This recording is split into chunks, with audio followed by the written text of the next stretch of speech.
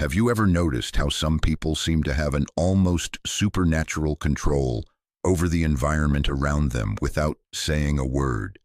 They don't shout, they don't beg, they simply withdraw, and suddenly everything changes. The energy shifts. People start to question, to chase after, to feel. Now imagine if you did the same, if you stopped reacting immediately to everything, if you chose silence instead of the automatic response, retreat instead of explosion. What do you think would happen? That's where the point lies.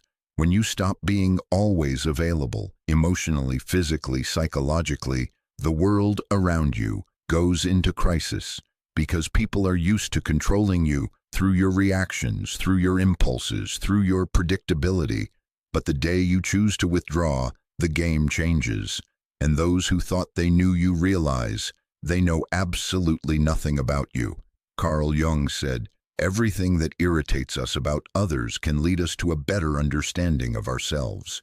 Now, think about this. When you become inaccessible, who really gets desperate? Who gets irritated?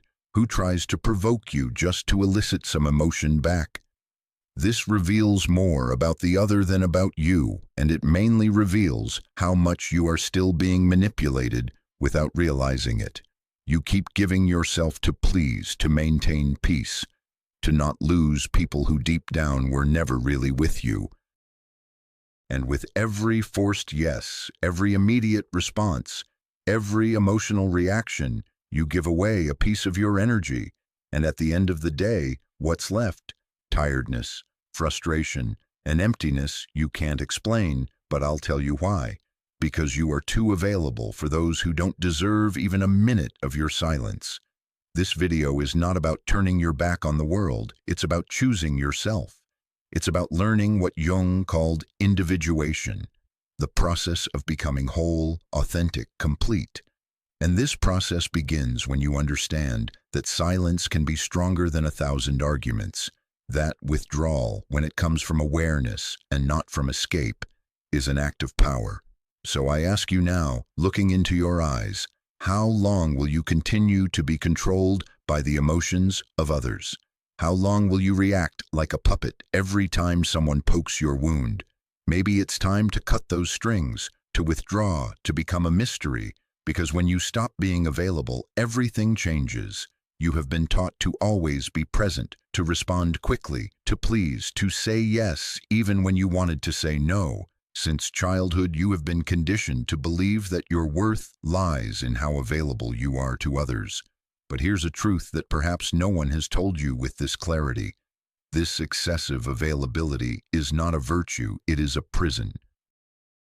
And as long as you continue to think that you need to be accessible all the time, emotionally or otherwise, you will be manipulated, drained, and forgotten as soon as you are no longer useful. Do you know why? Because being always available makes you seem predictable, and everything that is predictable becomes a tool. People start to use you as an emotional emergency button. They press it when they want attention, relief, validation, and then put you back on the shelf. But you don't realize this because you are trapped in an illusion that being present for everyone will make someone be present for you. But it doesn't work that way. Carl Jung spoke about the persona, this mask we wear to be accepted, loved, recognized, and it is exactly this mask that keeps you overly available. You say, "It's okay" when you are suffocating. You respond to messages immediately, even when you are exhausted. You explain yourself, justify yourself, defend yourself, as if you owe something to the world. But the truth is that the more you place yourself at the center of others' stage, the more you disappear from your own. Being available all the time is a subtle form of self-abandonment. It is a disguised way of seeking approval, avoiding rejection, trying to control the image others have of you. But this control comes at a price, and the price is your peace. It is your vital energy being distributed as if it were infinite, when in fact it is limited, very limited. People who want you available all the time, in fact, do not want you. They want what you provide: validation, company, distraction, emotional comfort. But when you change, when you set a boundary, When you refuse to react, those same people get irritated, accuse you, say you are weird. It's not because you changed, it's because you stopped being functional for them. And here's the cruelest point. The more available you are, the less value others give you. Because what is too abundant becomes emotional rag. No one respects what they don't have to earn. No one values what is always there. So now stop and think. Who truly deserves your time? Who deserves your attention, your presence, your listening? Or better yet, who deserves your absence? But before answering that, we need to understand one essential thing. Why do we react so much? Why do we give in so easily? What is behind this almost automatic desire to respond, justify, and please? The answer lies in what Carl Jung called psychic energy, and that is what we will talk about in the next part, because your energy is all you have. And if you don't learn to protect it, someone will use it against you. If this content is making sense to you, click the subscribe button and subscribe to the channel. Thank you for your support. Carl Jung did not see the human psyche as an automatic machine that reacts to stimuli without consequences. For him, our mind is like an energy system. And every thought, emotion, and action consumes a part of that energy. The question is, are you choosing where your energy goes, or are you letting the world decide for you? Every time you react impulsively, you are wasting psychic energy. When you defend yourself against a criticism that didn't even deserve attention, when you respond to a provocation just to prove you are right, when you engage in useless discussions, when you try to please those who do not value you, you are spending your inner strength on what does not nourish you. And Jung was clear, that which you resist persists. The more you react, the more you bind yourself.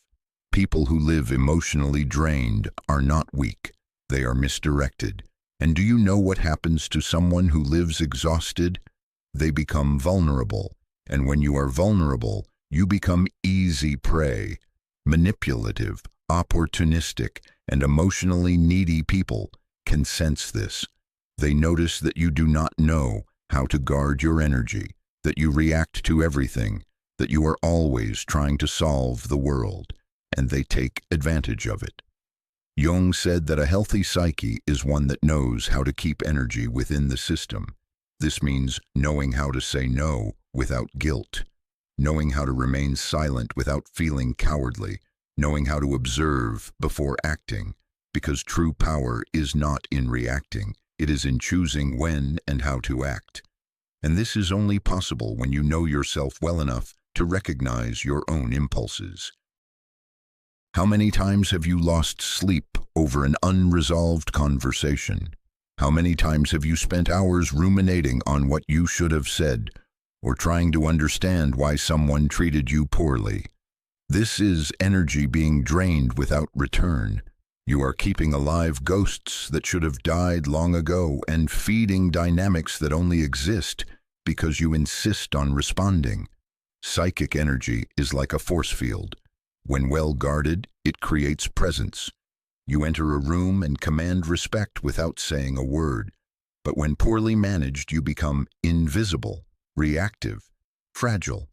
And the world has no mercy for those who give in easily.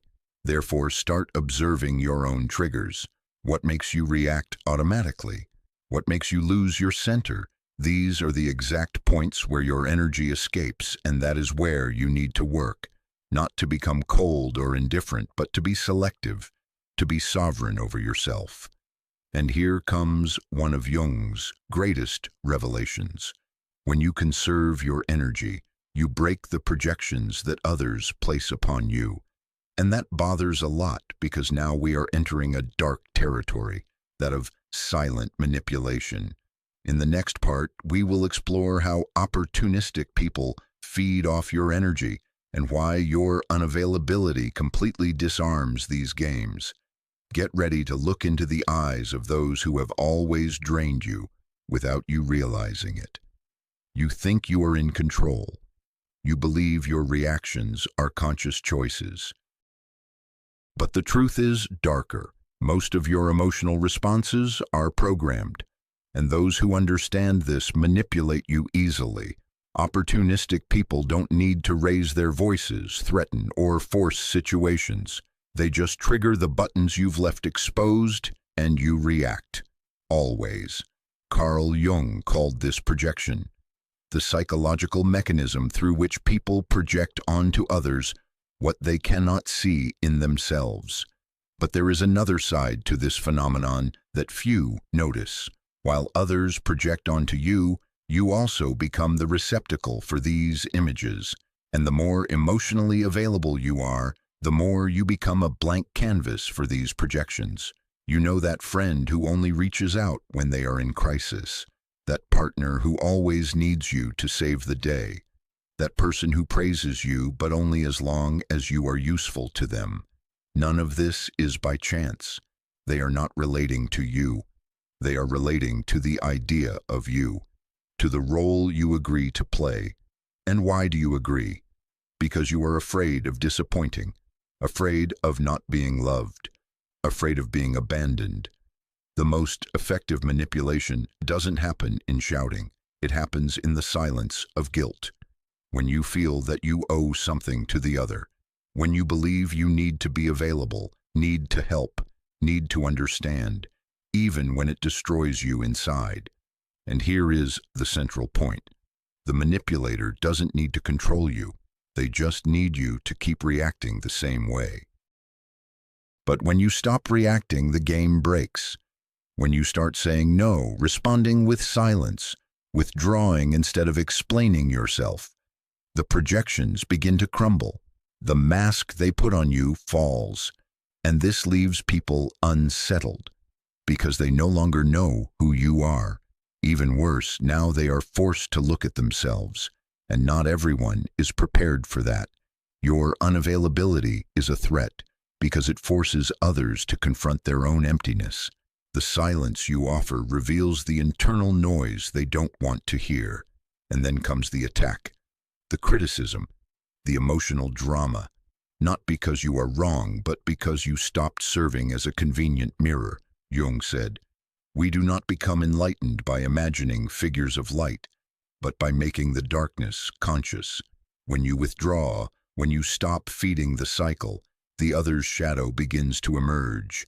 And this is unbearable for those who have always used you as an escape. But what about you?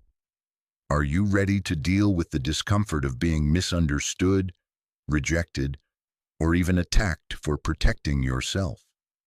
Are you ready to endure the silence that comes after the rupture? Because it is precisely in that silence that a new kind of power is born. And that is what we will talk about now.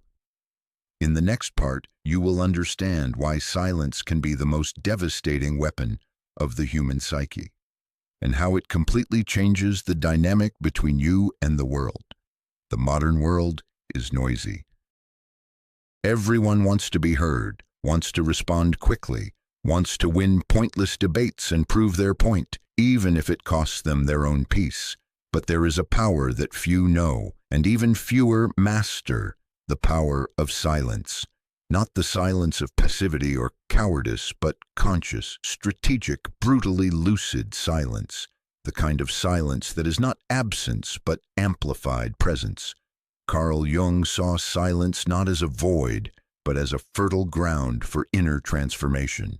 When you stop reacting, you begin to observe, and by observing, you see patterns that previously went unnoticed.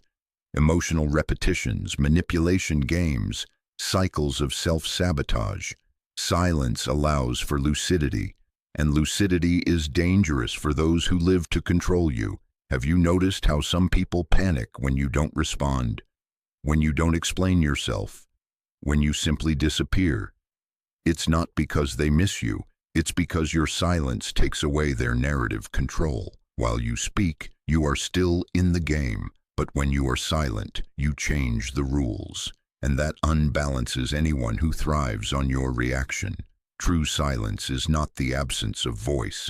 It is mastery over one's own energy. It is the refusal to be dragged down by someone else's emotions. It is the conscious choice not to engage in battles that are not worth your wear. Jung said that individuation, the process of becoming who you truly are, requires this distancing, because only in silence can you listen to yourself without the world's interference. And don't be fooled. Silence has a price. It will distance you from people who only valued you for the role you played. It will make you incomprehensible to those who only saw you through their own projections. It will make you seem cold, distant, arrogant. But all of this is a reaction from those who never wanted to deal with your depth, only with your utility. And here is the hard truth. The more you mature, the more selective you become with your words, because you understand that each sentence is an energetic investment, and not everyone deserves access to your truth. Sometimes silence is not retreat, it is sovereignty. It is the language of those who no longer need to prove anything to anyone. Silence is uncomfortable because it forces the other to deal with their own thoughts, with their own internal noise. And this discomfort reveals more about them than any argument of yours could reveal.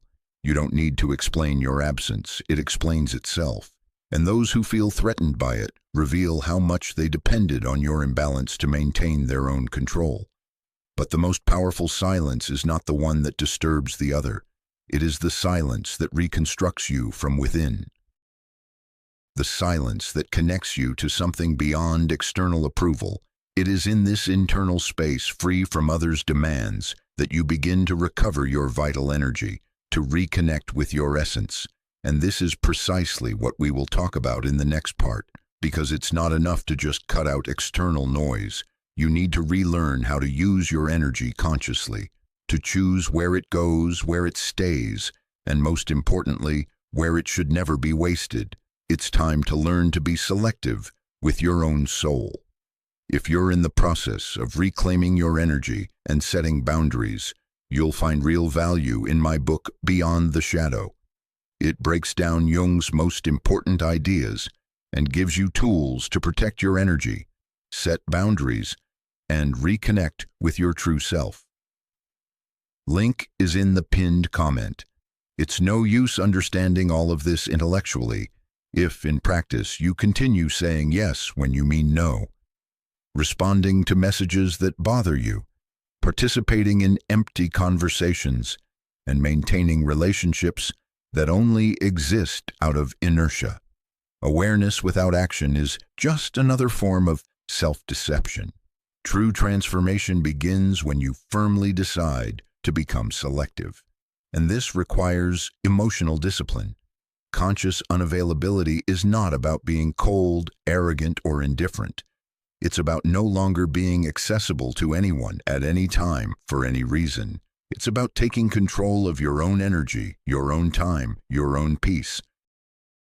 And this starts with small actions, not responding immediately, breathing before reacting, leaving a discussion before being dragged into chaos, turning off your phone without guilt, saying, "Not today," saying, "I'm not interested," saying, "I won't get involved." But here's the most important part. You don't need to justify your absence. You don't need to explain your silence. You owe nothing to anyone but yourself. And this, for many people, is unforgivable. Because when you refuse to explain yourself, you take away the other person's power to keep you within an emotional narrative where you are always the helpful, understanding, accessible one. Carl Jung understood that every process of individuation goes through isolation, but not a depressive isolation, a sacred isolation, a time of inner retreat where you relearn to listen to your own voice without the world's interference, where you rebuild your identity not based on the gaze of others, but from your own center. Want to know a good thermometer for your evolution? Observe who starts to distance themselves from you when you become more reserved. Observe who tries to provoke you when you stop reacting. Observe who accuses you of having changed when you finally start to protect yourself. These are not signs that you are wrong. They are proof that you have begun to free yourself. Being unavailable is uncomfortable at first. You will feel guilty. You will think you are being selfish. You will hear that you are being too harsh. But this is part of the deconstruction process. You have spent your life being conditioned to put yourself second. It's natural that change causes discomfort, not only in you, but in everyone who benefited from your old version. Conscious unavailability is the foundation of self-determination. When you say no to the world, you are saying yes to yourself. When you withdraw from a toxic environment, you are reaffirming that your peace is worth more than any false connection. And when you stop explaining yourself, you begin to be respected, even if it's by few.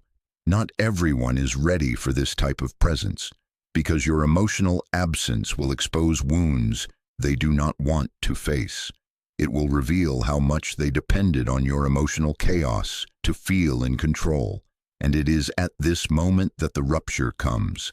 And with the rupture comes the pain, the loneliness, the estrangement, the feeling that you are losing something, when in fact you are just freeing yourself. But what happens after that? What comes after the distancing? What is born from the silence?